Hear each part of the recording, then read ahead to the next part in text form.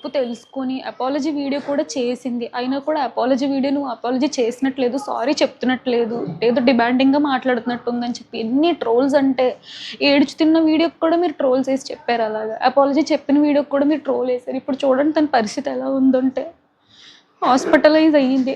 హాస్పిటల్లో బ్రీతింగ్ అందుకు ఐసీయూలో ఉంది, ఆక్సిజన్ పెట్టారు. అసలు ఇటువంటి ఘోరమైన స్థితి ఎవ్వరికి రాకూడదు. తను చేసింది తప్పే అండి, నేను కాదనట్లేదు, ముమ్మాటికి తప్పే. కానీ తను చేసిన తప్పుకి రియలైజ్ అయ్యి సారీ అడిగింది కదా, యాక్సెప్ట్ చేయొచ్చు కదా. పెద్ద వీడియో చేసే స్థితిలో లేదు తను ఆ రోజు, అయినా కానీ సారీ అడిగి వీడియో చేసింది.